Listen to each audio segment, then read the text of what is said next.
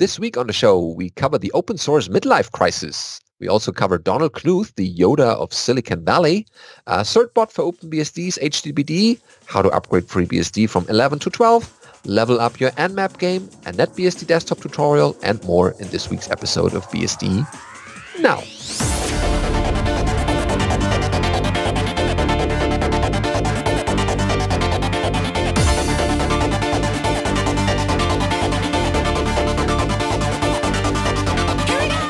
BSD Now, episode 277, Nmap Level Up, recorded on December 19th, 2018. Hello, I'm your host, Benedikt Reuschling. And I'm Alan Jude.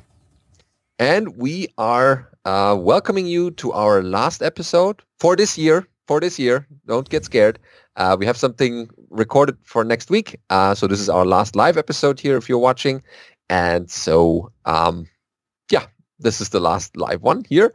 And starting with the headlines, this week is open source confronts its midlife crisis. Ooh. So this is an article on dtrace.org on the blog section by Brian Cantrell, talking mostly about, there's two different parts that have really been coming up lately. Is the lack of funding for certain bits of open source, and companies just using the open source and not giving back. And the other part is we've seen some companies that are running open source projects trying to change their licenses to prevent cloud service providers from just selling their product as a service and making all the money and not contributing back. So it starts out, midlife is tough. The idealism of youth has faded, as has inevitably some of the fitness and vigor.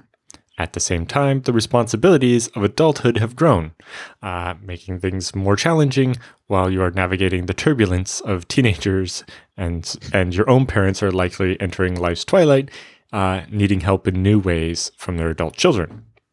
But midlife, in addition to the singular joys of life, you have also experienced its terrible sorrows: death, heartbreak, betrayal, etc. Taken together, the fading of youth, the growth in responsibility, and the endurance of misfortune can lead to cynicism, or worse, drastic and poorly thought out choices. And add in a little fear of mortality and some existential dread, and you have the stuff of which midlife crises are made. Oh yeah, maybe not so dark an outlook, but yeah, it could happen. Yeah, so Brian goes on, I raise this not because of my own adventures at midlife, but because it is clear to me that open source, now several decades old and fully adult, is going through its own midlife crisis. There's long been, it's been in the making for years. Brian and others have been critical of service providers' parasitic relationship with open source, as cloud service providers turn open source software into a service offering without giving back to the community upon which they implicitly depend. At the same time, open source has rightfully entirely unsympathetic to the proprietary software models, which is burned to the ground, but also seemingly oblivious to the larger economic waves that avoid it. So it seems like only a matter of time before the companies built around open source software would have to confront their own crisis of confidence. Open source business models are really tough. Selling software as a service is one of the most natural of them. Cloud service providers are really good at it, and their commercial appetites seem boundless. And like a new cherry red two-seater sports car next to a minivan in a suburban driveway, some open source companies are dealing with the crisis exceptionally poorly. They're trying to restrict the way that their open source software can be used. These companies want it both ways. They want the advantages of open source, the community, the positivity, the energy, the adoption, and the downloads, but they also want to enjoy the fruits of proprietary software. Software lock-in and monopolistic rents. If they were entirely transparent about it, that is, if some bits of the source were just explicitly proprietary, so, the open core model or whatever, that would be fine. We could accept these companies as essentially proprietary software companies, albeit with an open source loss leader version. But instead, these companies are trying to license their way out of these self-contradictory worlds, continuing to claim to be entirely open source, but perverting the license under which portions of the software are available. Most gallingly, they're doing this by hijacking the open source nomenclature. The idea of open source is supposed to be that's the license, it's under a license that makes it usable to everybody. Once you start putting these restrictions in it, it's not really open source anymore. So what are we going to call it? Anyway, of these, the laughably named Commons clause is the worst offender. Also, in it's plainly designed to be confused with the purely virtuous Creative Commons licenses.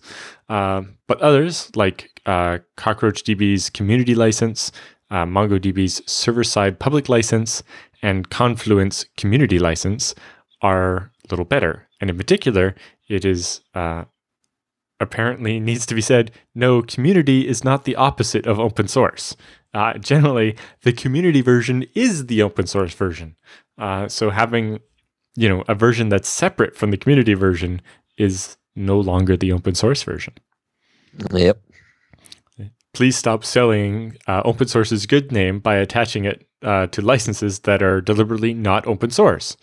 But even if they were more aptly named, like the restricted clause or the controlled use license, or perhaps most honest of all, the please don't put me out of business during the next reinvent keynote clause, these licenses suffer from a serious problem. They're almost certainly asserting rights that the copyright holder does not actually have. So he has a great example here.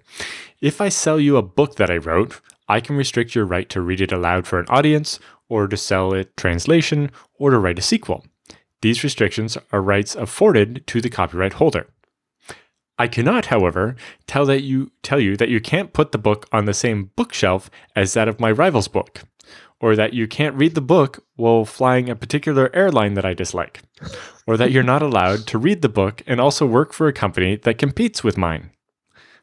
Lest you think that last example is absurd, that's almost verbatim the language from the Confluence community license. Mm-hmm. And, I'm sure you got the parallel there with the flying the airline don't like be meaning using Amazon AWS or something, right? A certain cloud provider that you don't like or whatever. I personally think that none of these licenses would withstand a court challenge, but I also don't think it would come to that because the vendors behind these licenses surely fear that they wouldn't survive such litigation. They will deliberately avoid inviting such a challenge. In some ways, this netherworld is even worse, as the license become a vessel for unverifiable fear of arbitrary liability. The number one advantage of the FreeBSD license is knowing that there's no ambiguity in there that could lead to getting in trouble. The more complicated you make the license, the harder you make it to use the software because of the risk. Mm-hmm. So then he just has a couple other points I wanted to highlight out of this especially to people that are deciding on a license for stuff. He says, let me put it to you this as directly as possible.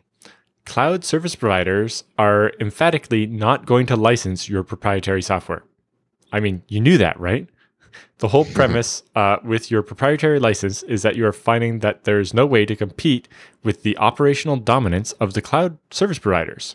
Did you really believe that the same dominant cloud service provider can't simply re-implement your LDAP integration or whatever other feature that is that you keep proprietary? The cloud service providers are currently re-proprietarizing all of computing. They're making their own CPUs, for crying out loud. Re-implementing the bits of your software that they need in the name of the service that their customers want and are willing to pay for won't really move the needle on their effort. Yeah. Definitely. These business models that are perverting open source are not going to help either. So we need to instead find a better way to do it. Worse than all of this, and the reason why this madness needs to stop, is that these licenses, or any license that are vague with respect to permitted use, are corporate toxin. Any company that has been through an acquisition can speak to the peril of the due diligence license audit.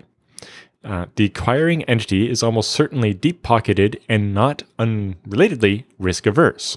The last thing that any company wants to deal with is having the deal go sideways because of concerns over unbounded liability to some third-party knucklehead. So companies that engage in licensed tomfoolery are doing worse than merely not solving their own problem. They're potentially poisoning the wellspring of their own community. Anyway, if you want to know more, you can go read the article. There's a lot more to it than I was able to cover just here. But in closing, he had, in the end, open source will survive its midlife questioning, just as people in midlife get through theirs, by returning to its core values and by finding rejuvenation in its communities. Indeed, we can all find solace in the fact that while life is infinite, our values and our communities survive us, and that our engagement with them is our most important legacy. Oh yeah, yeah, and the legalese around that is necessary, but it shouldn't be something that just to stake your claim. This is my area of the internet or the open source space.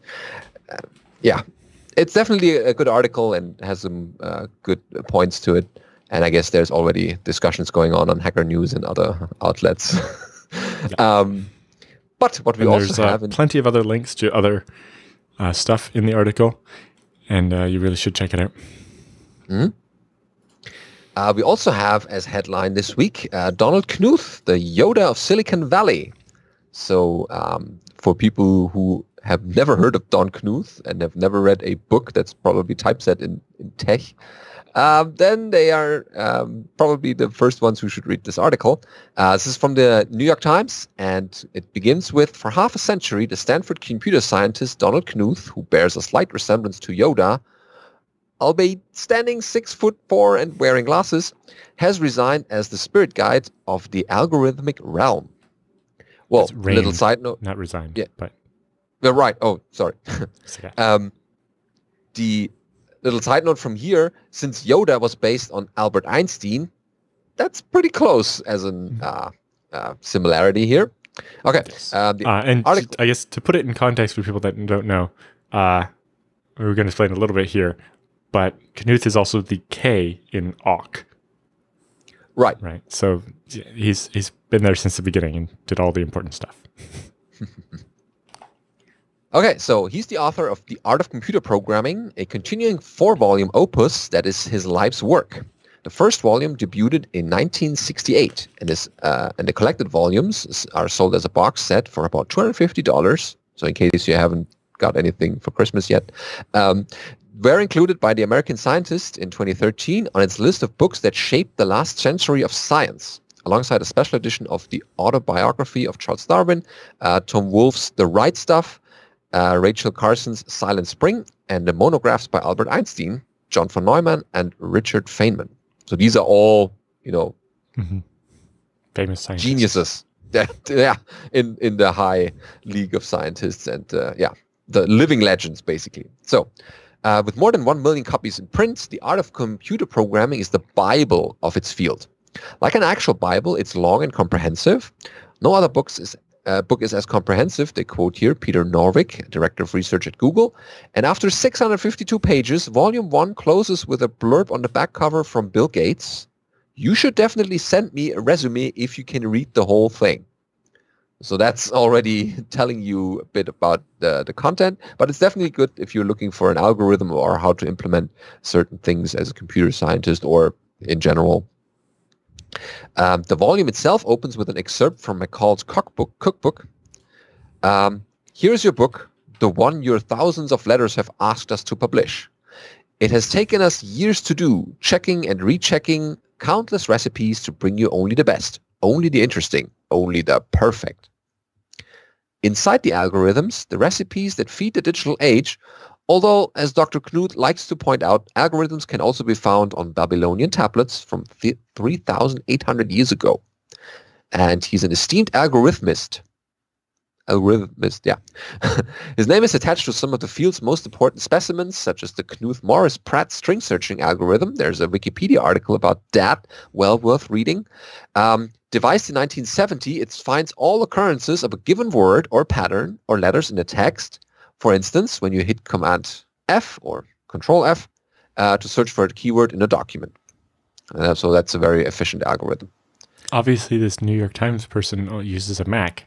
Yeah. Thinks everybody else does too. Yeah, so that's the command modifier. And the article is nicely illustrated with pictures from now and then Don Knuth. So you can see here there's a picture from his time at the California Institute of Technology, where he received his PhD in 1963. And so basically they quote other people about Knuth's work and how influenced they were by it. So, for example, Dr. Norvig from earlier in the article said that here at Google, sometimes we just throw stuff together, and but other times, if you're serving billions of users, it's important to do that efficiently. A 10% improvement in efficiency can work out to billions of dollars. And in order to get that last level of efficiency, you have to understand what's going on all the way down to the very low-level algorithms. And yeah, it's definitely... so then it explains how he created the books and the early works on the IBM 650 mainframe. And it's certain... it shows also, we've scrolled down a little bit further, the 4 tomes that are already available. But the last one still isn't finished, and there's a section talking about that he's basically still working on that since age 55, if I'm not mistaken. So because new algorithms are developed, and yeah, this is an unfinished work that's probably never going to be finished. So he figures it would take another 25 years to finish the art of computer programming, although that time frame has been constant since about 1980, the article writes. And so this is definitely one of the geniuses and the person really focusing on algorithms and computer working on these things and making it super efficient. And along the way, he invented the typesetting system that a lot of people probably use. As the chat room puts out, I was wrong. It was Kernighan, that's the K in awk, so he didn't have anything to do with awk. But yes, he did the typesetting stuff. But what he's probably most famous for, here's his excerpt from the article, says that Knuth is a notorious perfectionist. So Randall Munroe, the guy that does XKCD and wrote the Thing Explainer book, he said he first learned about Dr. Knuth from computer science people who mentioned the reward money Dr. Knuth pays to anyone who finds a mistake in any of his books. As Mr. Munroe recalls, people talked about getting one of these checks as if it was the computer science's version of the Nobel Prize. And I think most of the people that got one framed it rather than cashing it. Yeah, and he also has some interesting work patterns. So there's a section about talking about his time at the university. So he took a decade-long detour back in the age when computers were shared among users and ran faster at night while most humans slept. So Dr. Knuth switched day into night, shifted his schedule by 12 hours, and mapped his student appointments to Fridays from 8 p.m. to midnight. Dr. Broder, a colleague, or mentioned here in the article, when I told my girlfriend that we can't do anything Friday night because Friday night at 10 I have to meet with my advisor, she thought, this is so stupid, it must be true. And yeah, so it's definitely a well-written article and a lot of backstories about the person who dedicated his life and still is about computer algorithms. Yeah. So, if you're interested in that at all, I'd recommend checking it out.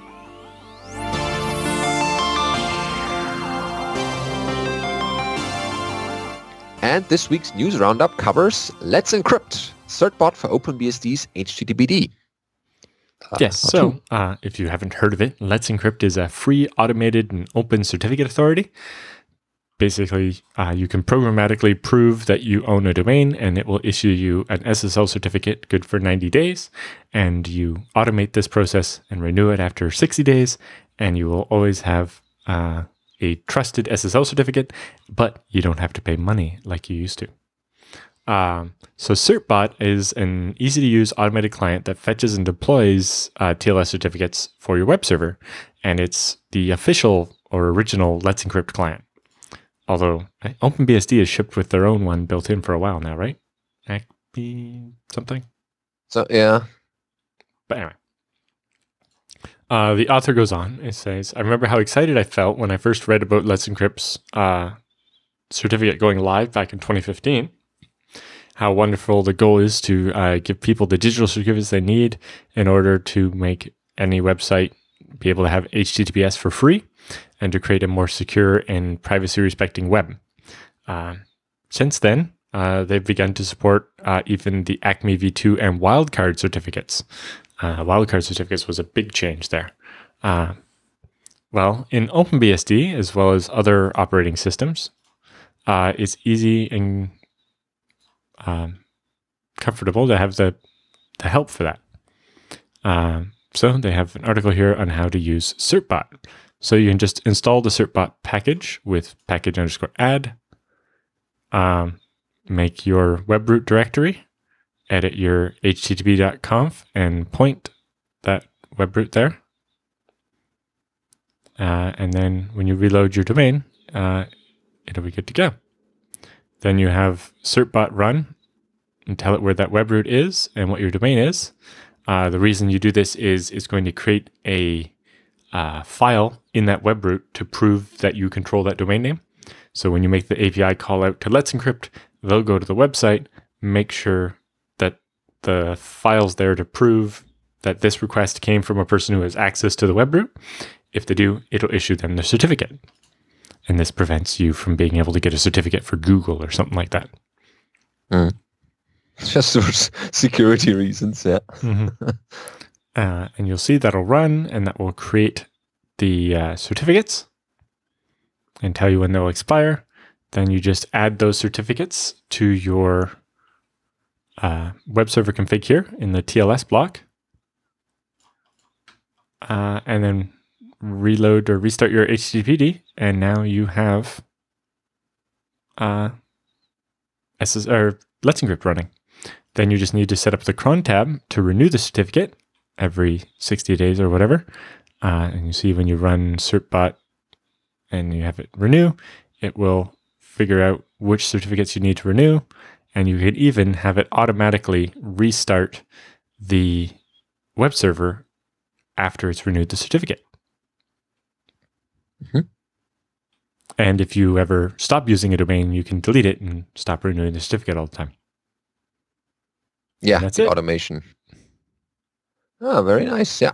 So it's not too difficult, and nope. The Let's Encrypt folks make it actually easy to use. Okay, next up. Remember last week where we announced FreeBSD 12 was or has finally been released?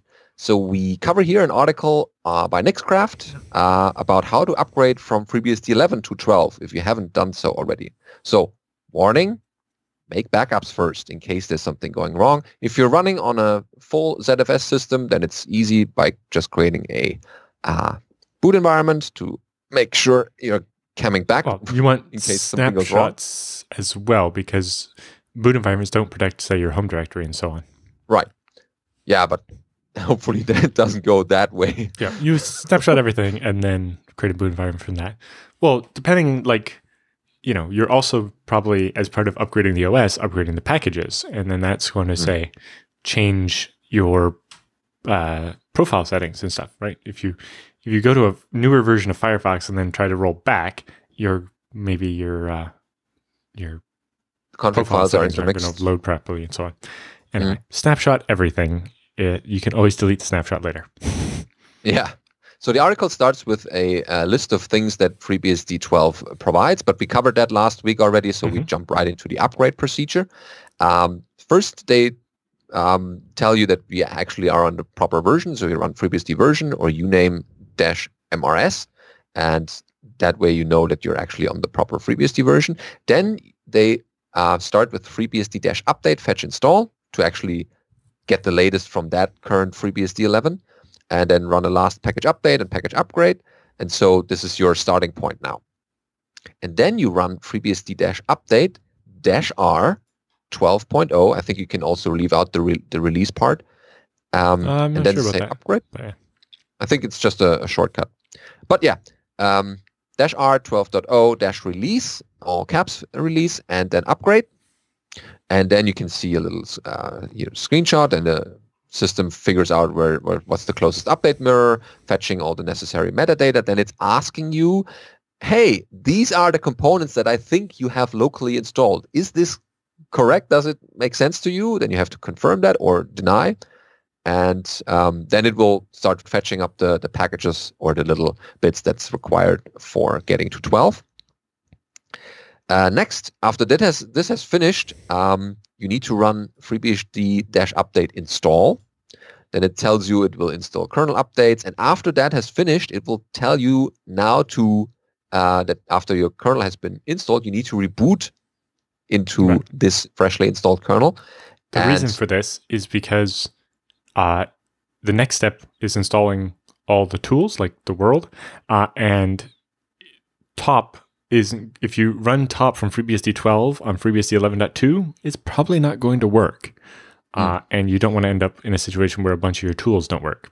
So you reboot once, start running the new kernel, then run FreeBSD update install a second time, which will install all of your world, and you'll have working top and LS and all that kind of stuff.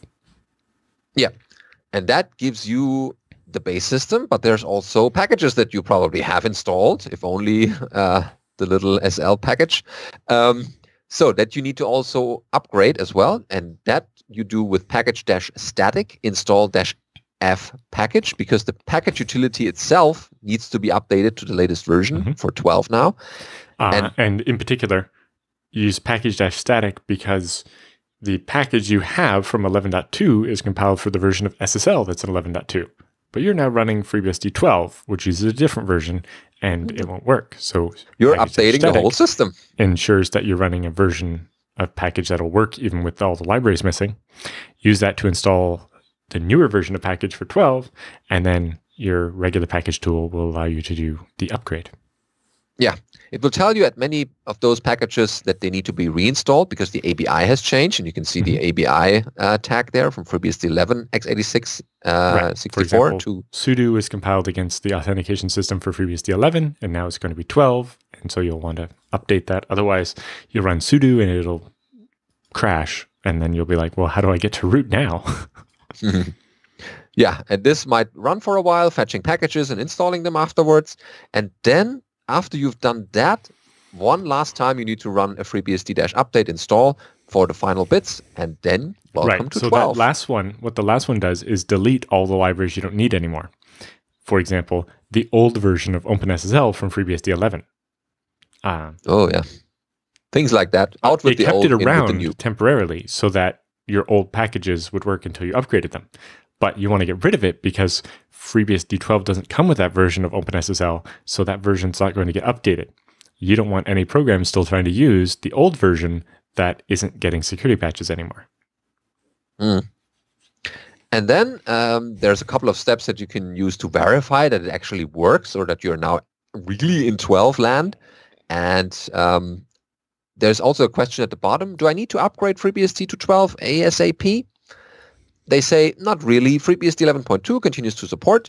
There's no need to rush that. You can wait for some time and apply updates when you're free. And they post a picture of the release schedule as long as the release is supported.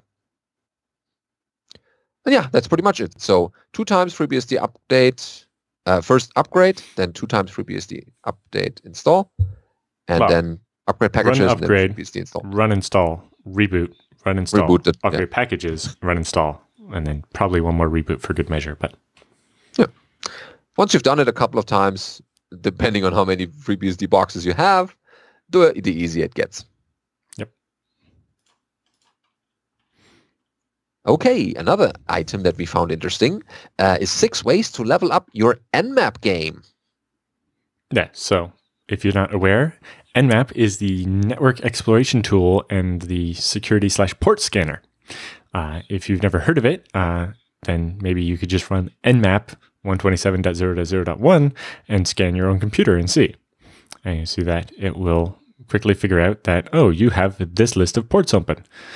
22, which is probably SSH, 53 for DNS, 80 and 443 for your web server, 631 for IPP, which is internet printing, 5432, which is PostgreSQL, 8080, which is often web proxies, and so on. So that tells you what ports are open on your computer. So he says, I used Nmap like this for years, but only recently grokked the manual to actually see what else you could do with it. So one example would be to just scan a local network, which, depending on your settings, might just come down to what other computers are in this subnet. So if you just run Nmap on, say, 192.168.0.1/24, it will scan that entire /24, searching all 256 different IP addresses and finding out what's out there. Or you can provide the extra flags -SN that will skip the default port scan and mostly just see which of these IP addresses are actually up and respond to a ping or whatever. By default, to save time, Nmap also only scans well-known ports, the ports where it's likely to find something, certain services and so on. I think it's the 1,000 most common ports. But maybe you want to scan every port. So if you do -p-, that will scan every port, all 65,000 of them. Or you can do -p and the name, or I think it does a comma-separated list of the services you actually want to scan. Mm-hmm. Yeah, multiple. Yep. The other interesting thing you can get is if you do -v or -s capital V, it'll get you more information on the services. Like most of them will actually tell you the version of the program that's running on the other side. So in this case, we're scanning the network and we're looking up the host names of all of them, but then we see that these two certain machines are running DNS mask version 2.79. Mm-hmm. And, the bind will show up as different versions and so on. You can also use capital A, and it will return even more information. So, for example, when it connects on port 443 to a web server, it will say, oh, this is Apache 2.4.29, that there was no title in the site, and they give you the SSL certificate that's returned by default, and so on. And with that, you'd be able to tell what version of a program is running there, unless the program hides it. Nmap also has a way to fingerprint the OS. By sending a certain series of packets and seeing how the OS responds, it can sometimes actually tell what type of OS is on the other side, whether it's a BSD or a Linux or Windows or what. Yep, that's you can also useful. just increase the verbosity of Nmap itself and have Nmap explain what it's doing. And you can see here, it's calling Ultrascan Host Probe Update. But figuring out that these 3 IP addresses aren't actually answering, so they're probably down. Then you also have the NetMap scripting engine, which allows you to write your own scripts. So if you write one of those, then you can say, hey, run Nmap, use this script, and examine this host. Mm-hmm. Very cool. I wouldn't be surprised if Control-T would also work during an Nmap scan on the BSDs. It does. I don't know that Nmap actually outputs anything, though. You might probably just get the status output. Yeah. Like you get what it's waiting for or whatever from the operating system. Whereas basically when you run Control-T, you get at least one line of output from the shell/kernel telling you what it's currently, what the current wait channel is and so on, and the uptime and load of and R usage from the system. But some applications, like say CP, will also output, here's the file I'm copying and I'm X% done. or DD will output its 3-line status thing, and so on. I don't know that Nmap actually puts out more information or not. If not, we leave that as an exercise for the I don't remember the last time I pressed Control-T in Nmap. Yeah, we'll see. It's definitely good to have. Nmap in its basic form. It can already do a lot of things. Okay, that's Nmap. And, we have news from NetBSD Desktop. So here's a little collection of articles. Part 1 is about manual NetBSD installation on the on GPT/UEFI. Yes, I liked their GPT utility. It seems to be based on FreeBSD's Gpart, the command line interface, which I really like. And so having someone else have the same one is quite useful. Yeah, the familiar interface with, instead of you write Gpart, you write GPT add, or GPT just, Yeah, and same create and destroys and so on. Although I guess GPT create assumes the type of GPT rather than Gpart allows you to do a bunch of different types. But anyway. Yeah. So yeah, they walk through creating the partitions, formatting them with, I guess, FFS v2, mounting the file systems, extracting the tar sets, setting up a bootloader, creating your /dev nodes. I forgot that was still a thing. Mounting the extra pseudo file systems like /kern and /proc. Setting up an FS tab, set the root password, etc. Then they have part 2, getting your wireless networking working and running DHCPD. Part 3, setting up a stateful firewall using MPF. The usual, what you need. Part 4, setting up the X display manager so that you have a graphical login screen. And part 5 is auto mounting with the Berkeley AM utilities. Oh yeah, that can also be a nice thing if you're running a desktop and don't want to, create an entry in your FS tab for every USB stick you put in. Well, I think this auto mounting is also a little bit more about mounting as you use it and then unmounting when you're not using it. Oh yeah, true.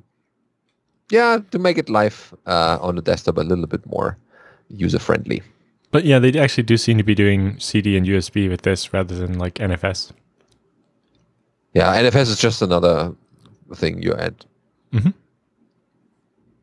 Very cool. So definitely something to try out. And I guess most of these things are not too NetBSD specific. They can also be used on other BSDs. Right. Well, the partitioning and so on is slightly specific. That's true. The beginning, but the desktop parts itself, pretty much universal.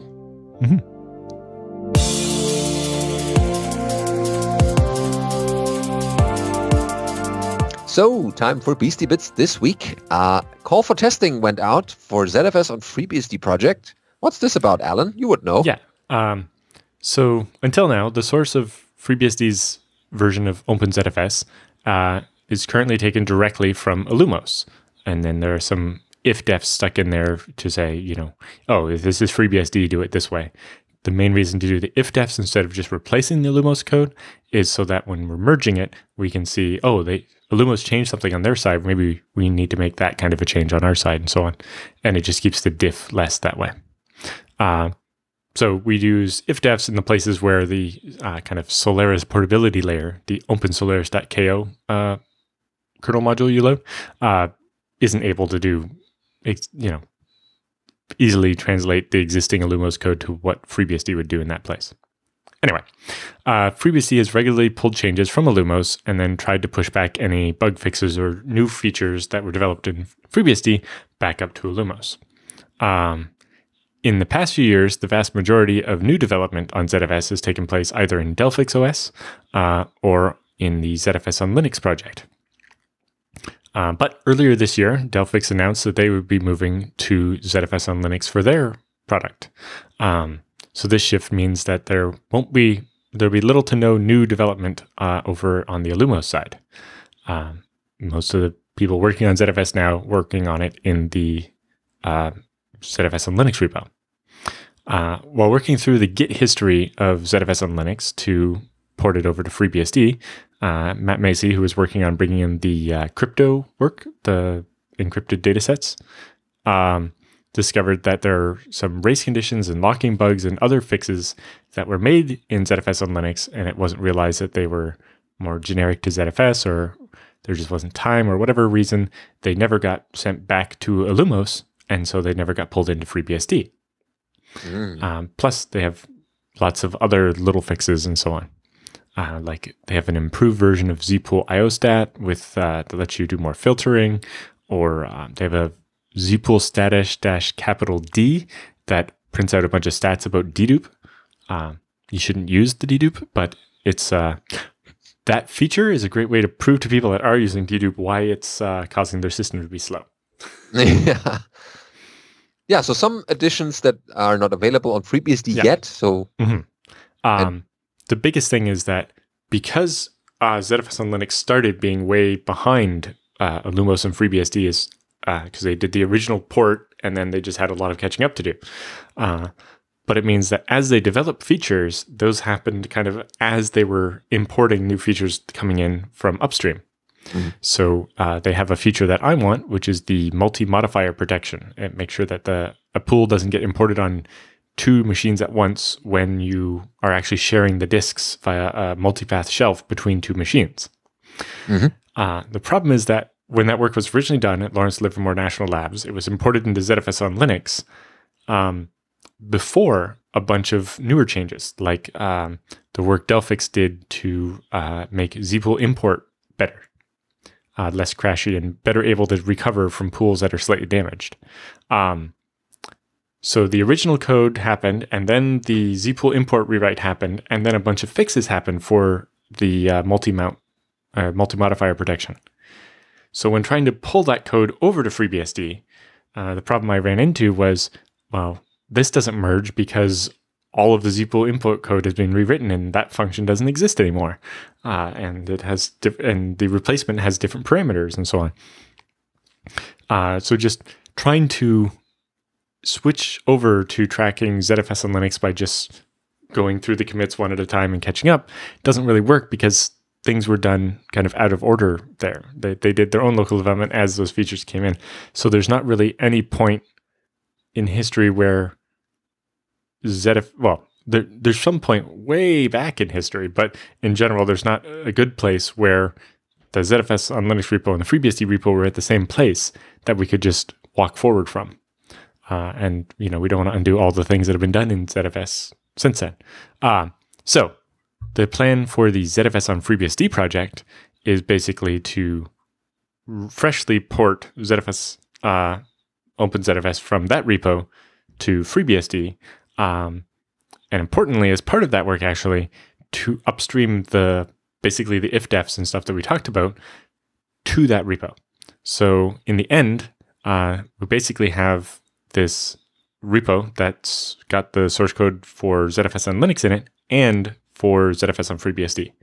And we will leverage the existing CI infrastructure that's already there on their side so that every new pull request that comes in for ZFS will be tested against both.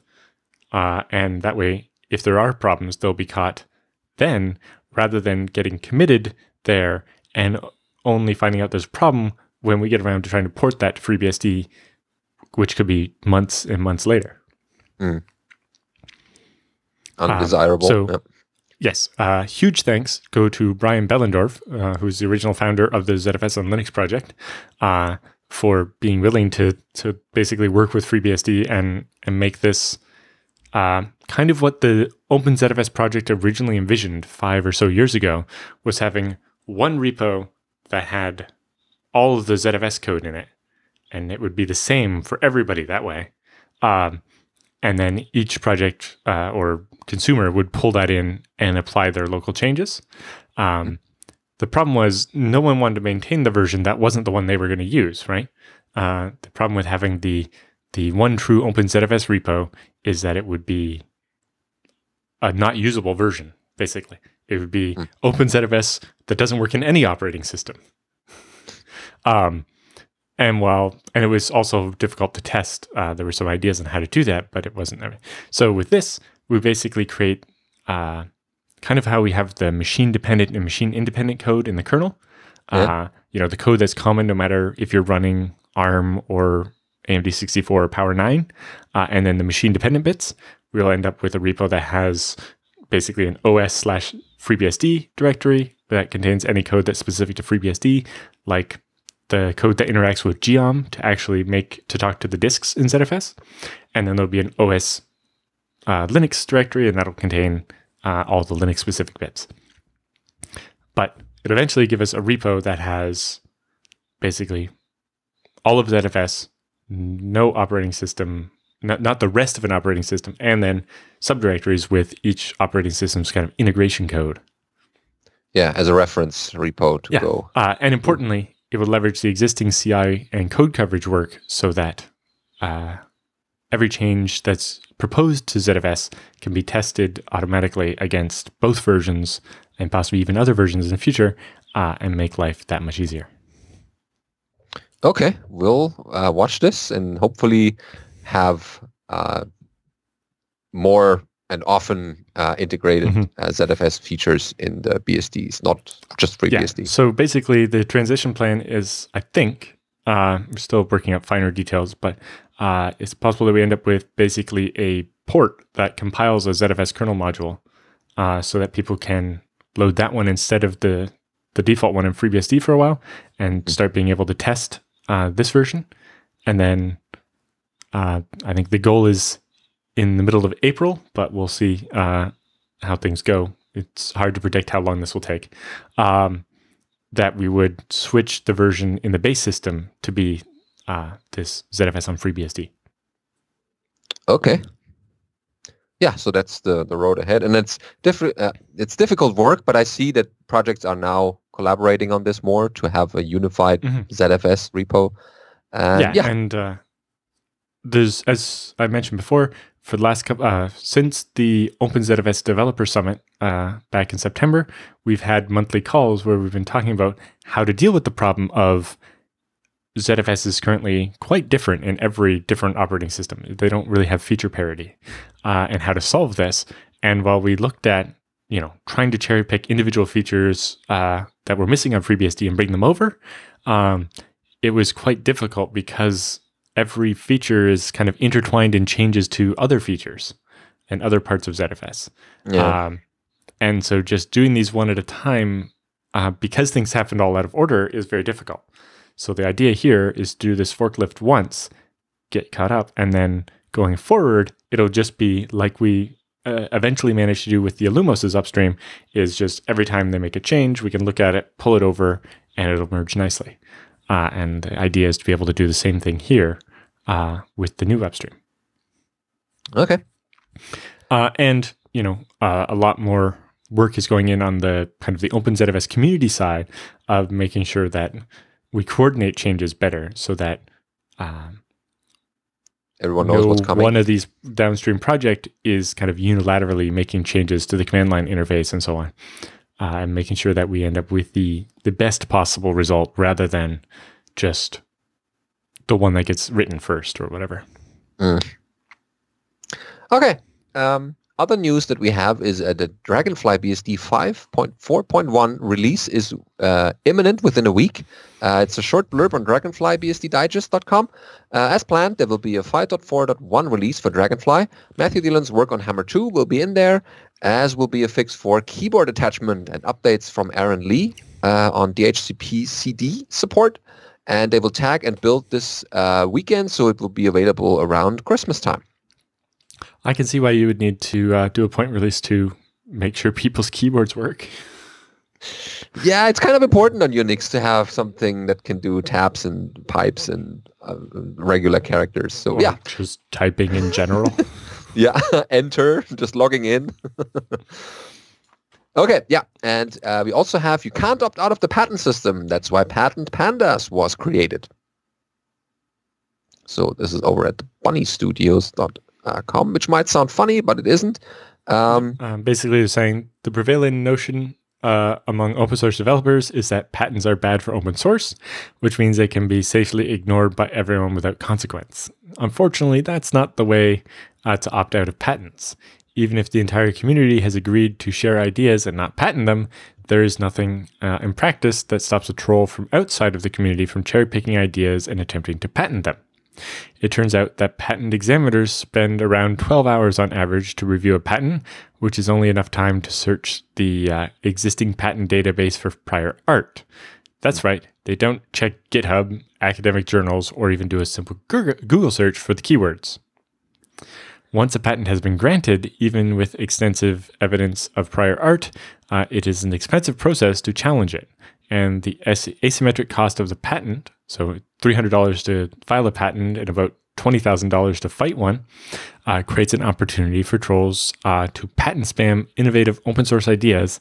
And even if only a fraction of the patent spam is granted, it's still profitable to shake down communities for multiple individual settlements that are each somewhat less than the cost of challenging the patent. Mm-hmm. Yeah, it's so they definitely have some ideas good. about how to solve this problem. Yep. And of course, they have a nice little logo already, a little further down, the panda. Mm-hmm. And yeah, read a bit further about this. I think this is an interesting or worthwhile endeavor. We also have announcing the Yggdrasil network version 0.3 already. So Yggdrasil is an end-to-end encrypted IPv6 networking to connect worlds. And yeah, they list the features and how to upgrade to that version. And yeah, cool. Apparently. What else? Yeah, they presented it at the Norwegian Unix Users Group back in October. I think that's the one that's involved in the EuroBSDCon for next year. Mm-hmm. Then we have a job posting here. The company, The Good Seed in Los Angeles, California, is looking to hire an OpenBSD engineer as a contract position. Mm-hmm. Okay. So the link's in the show notes if you're interested in that. Yep. And we also have over at It's FOSS, free and open source software, the FreeBSD 12 announcement. They covered it a little bit. And that's pretty much what we already told you about the features, but it's nice to see it mentioned in other open source media outlets. Mm-hmm. And, for the SSL-minded folks, LibreSSL 2.9.0 has been released. So get the updates. You will definitely find something in there that's valuable. They write that it's the first development release from the 2.9 series, which will eventually be part of OpenBSD 6.5. And it includes a couple of changes, a long list actually, more than we can read here. But improvements all over the code, and for example, they added support for the SM3 hash, which is a Chinese standard. Adds extensive interoperability tests between LibreSSL and OpenSSL, or 1.0 and 1.1, so that it'll be easier to use LibreSSL in place of OpenSSL. They also list improved protection against timing side channels in ECDSH signature generation. Mm. So other things like that, definitely worth having, just for the bug fixes and features on top. The next item is a live stream test, SGI Octane Lightbar repair/soldering. So this is a YouTube. So if you want to see an old SGI machine being repaired, there's an interesting live stream. Okay, yeah, it could be educational, just in case you're into nostalgia and SGIs in particular. Mm-hmm. What we also have is configure a FreeBSD email server using Postfix, Dovecot, MySQL, Davicall, and Spam Assassin. Mm-hmm. Sounds like a good project for after Christmas. We have some time on your hands, hopefully. Yeah, it's got the packages, the rc.conf settings, etc. Very similar to the setup I use, except for I didn't have the iCal bits. Oh yeah, for calendar integration, and we can get appointments, and they get added to your calendar if you accept them. Because otherwise, people can just spam your calendar with appointments. The other thing that we have in the items is Berkeley Smorgas. Is it board or bird? I think Smorgasbord. It's yeah. Okay.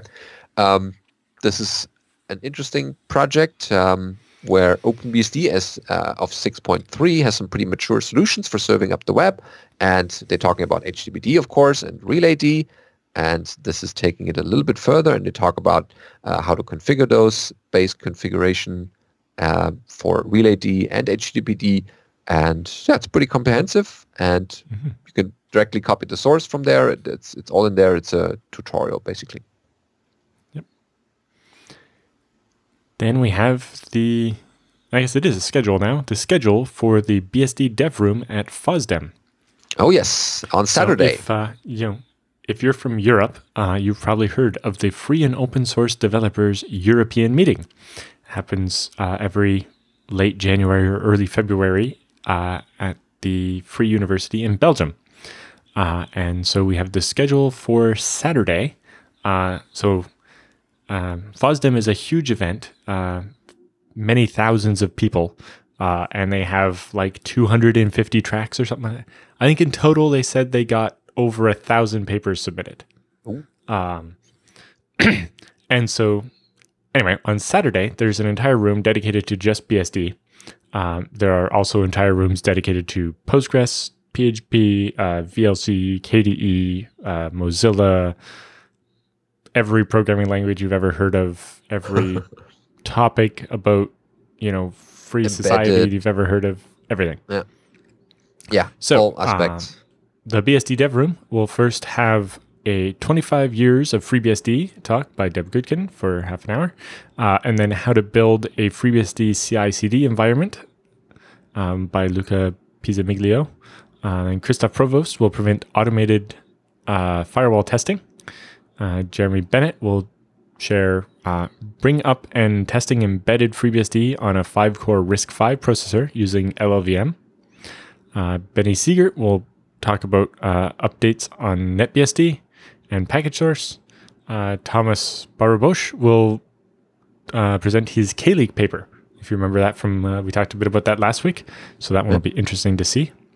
Nicholas Seising will talk about an update on FreeBSD graphics.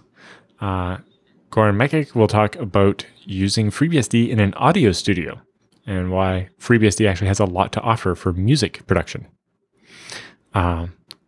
Benedict Reicheling, whoever that is, will talk about migrating a big data cluster from Linux to FreeBSD.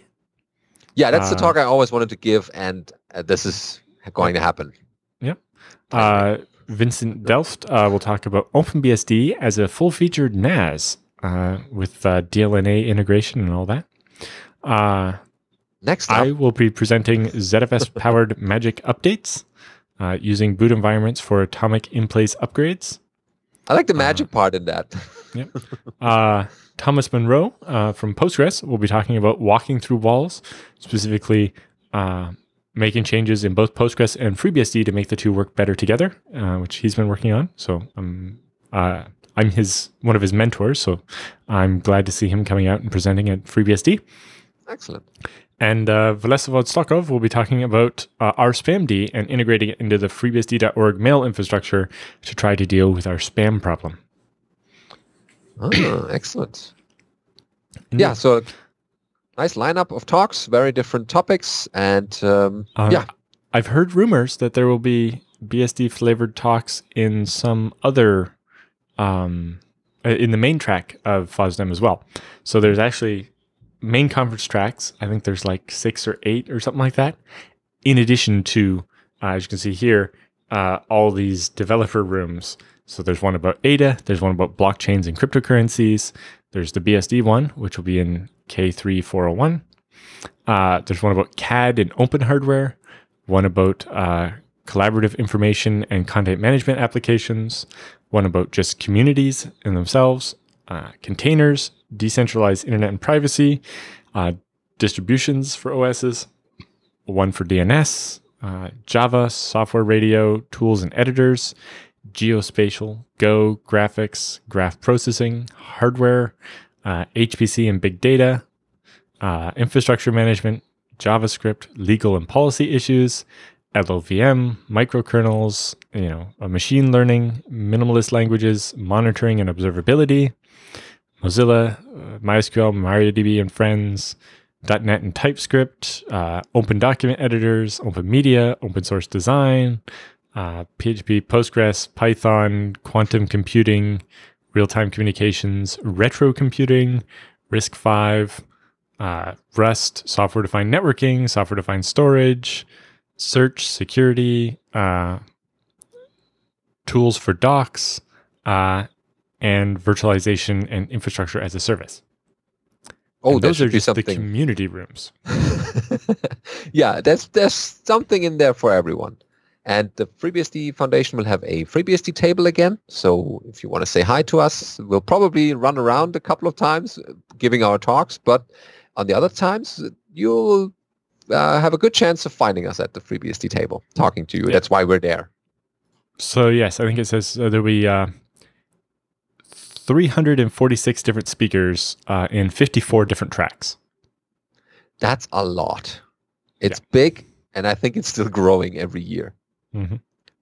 So yeah, definitely come to FOSDEM and meet us and say hi. Yep. And yes, I will be giving a talk about how the ZFS ARC works in the main track.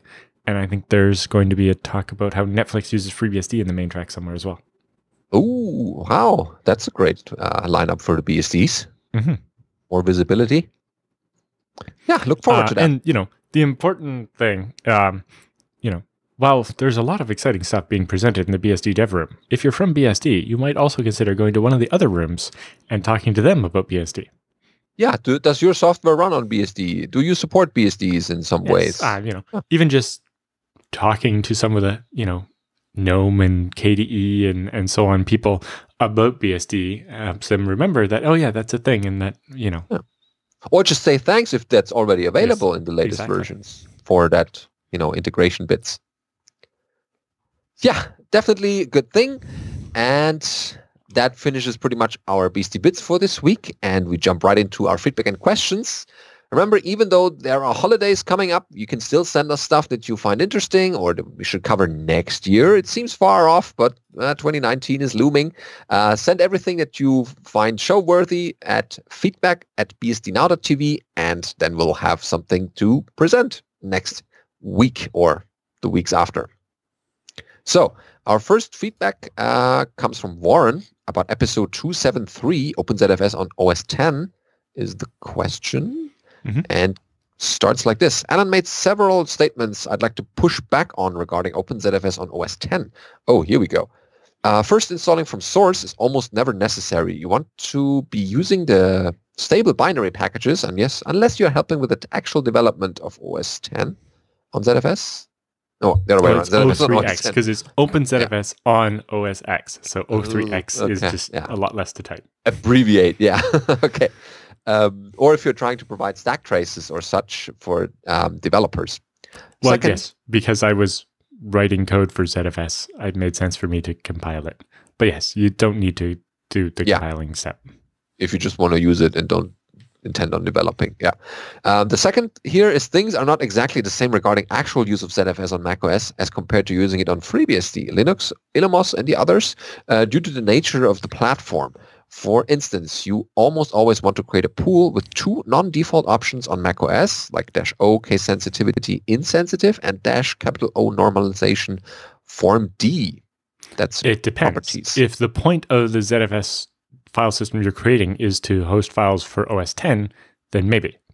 But if the point of the ZFS file system on OS X is to be able to move it back and forth to FreeBSD, maybe you actually want to keep it case sensitive.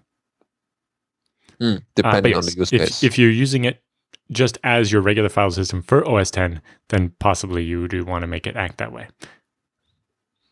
But I think OS X works okay if you use a case sensitive file system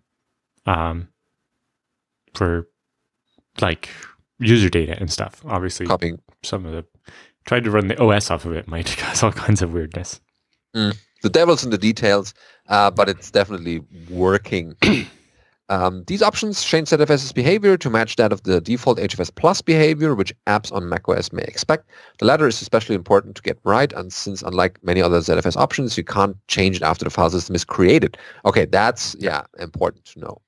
But it also means that if you want to use the file system in other OSs, you may or may not want to actually set that. Yeah, for importing and exporting.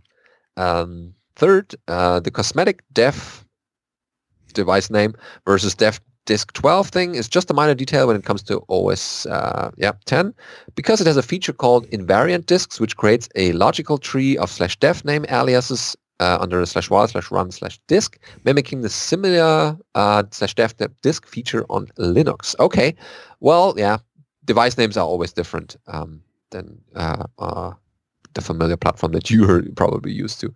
So it's very useful to use these features with zpool import -d, because it makes your pool immune to silly storage bus renumbering problems, as may happen when you rearrange your Thunderbolt cabling to allow a new device to be added to the chain. Right. ZFS doesn't actually have that problem because it will search every device and use its own labels to find out where things are. So unlike some other file systems, ZFS is actually immune to your devices changing names and being renumbered. It doesn't bother it at all. So he's, it's been a while, he writes, since he ran ZFS on FreeBSD, so he's running on memory and web searches, but as far as he can tell, FreeBSD has only partial equivalences. For example, its dev GPT ID feature appears to be equivalent to the /var/run disk by ID, and to Linux's... No. So disk by ID is usually the disk by its serial number or LUN ID or whatever. So for that, it's dev disk ID is same to disk /by ID or similar on Linux. GPT ID is literally the GUID of the partition.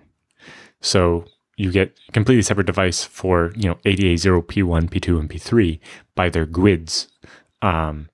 So the dev GPT ID is for partitions, whereas dev disk ID is for disks. But it seems like Warren has been using OpenZFS on OS 10 for a while now, so that's interesting to hear, because we don't hear that very often. So what he's missing is a FreeBSD equivalent of the disk by serial feature, which identifies... which I replied to this email a while back, but yes, that is there under dev disk ID in FreeBSD. Okay. It does have the one slight downside of once you open the disk with one type, it makes the other aliases for that same disk disappear. So if you open it by its serial number, the GUID versions will disappear. Yeah. So that you don't accidentally open the same disk twice. Or add it to the same pool. Yeah. Accidents can happen. Okay. Yeah, that's pretty much the feedback we got. Okay, that's good to know for the people who try out or running actually OpenZFS on OS 10. Okay, nice additions. Next up is Kogoman about Tarsnap security and using SSDs in RAID. Okay, sounds interesting. Goes like this. I understand the security of Tarsnap when the user is the only one who has the keys, but one other issue is beginning to emerge. With quantum computing becoming a reality, does Tarsnap use a supposedly quantum hard encryption algorithm? And when did Tarsnap... No algorithm can be proven to be quantum hard until somebody has a quantum computer that breaks not quantum hard crypto. So it's impossible to say anything is actually quantum hard at this point. Yeah. Although quantum computing has made some advancements in recent years, there's still some time before it becomes mainstream enough outside of the research institutes. Right, but even with the research ones, they don't have a thing that would break the Tarsnap keys today. So it's impossible to say that something is quantum hard because it isn't there yet. Yeah, I'm not sure whether Colin is thinking about these things. I'm sure he is. Yeah, I would trust that he will implement something to everyone's security that Tarsnap is based on. Should I read the rest about the tarsnap part or just go with the next part? Okay. So when did tarsnap start using quantum hard encryption algorithm? I don't know.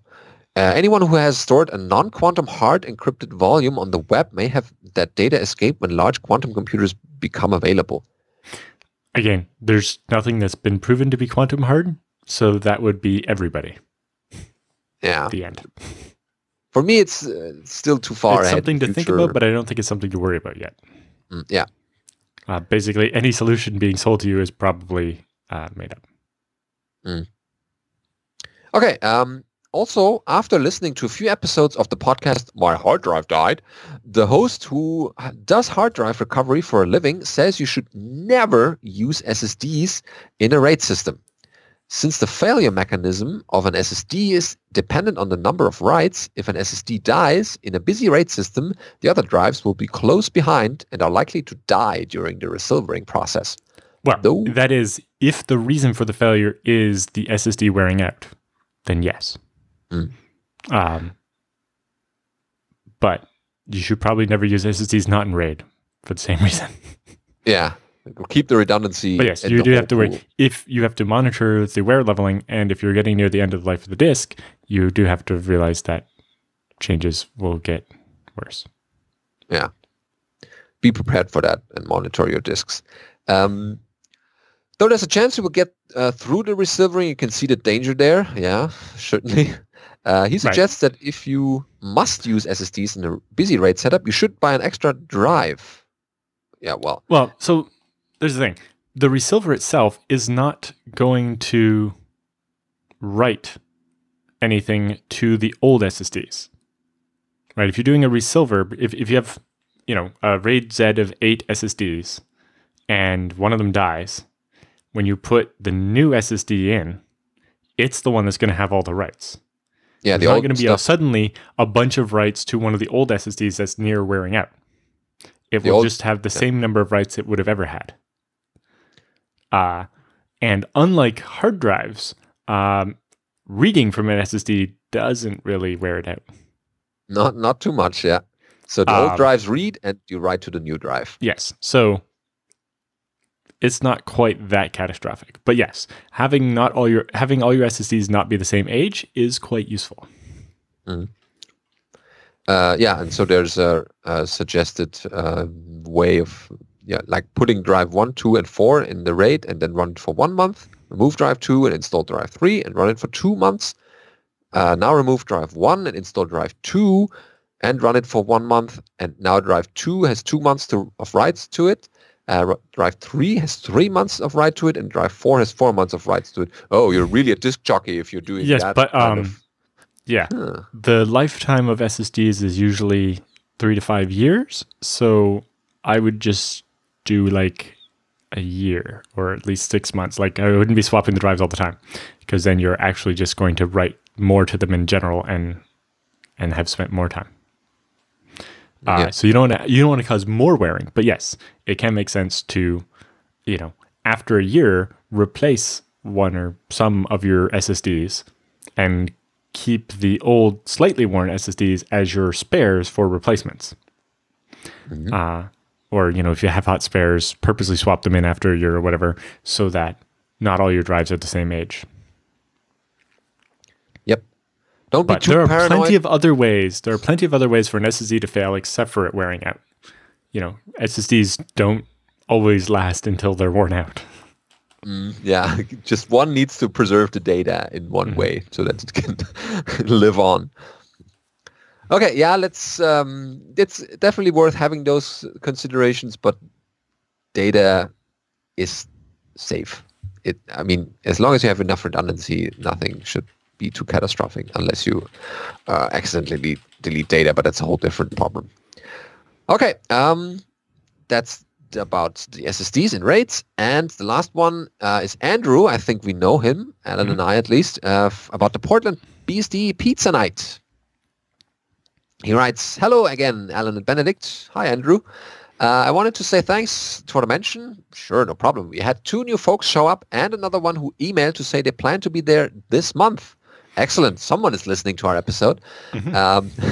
Speaking which, there is going to be more gathering for pizza on December 27th, 2018 at Flying Pie Pizzeria in Lake Oswego. It's not exactly Portland, but it's in Michael Dexter's neck of the woods. Yep, that's probably the important part. Sadly, he hears he may be out of town, and so will he as well. Well, family and all that, and Christmas. That means the folks who do show up will need more people to talk to. So, yeah, they are not alone. So we tell folks here to show up. Search for BSD Pizza on the Calligator.org website or meet up at the Flying Pie Pizzeria, hopefully not pie in the face style. Flying Pie Pizzeria, Monroe Parkway 3, STE 5. People would know. There's all in the show notes if you want to get the address. And yeah, definitely show up if you have enough of Christmas and want to talk to BSD folks about BSD or other things about how Christmas went over pizza. Yep.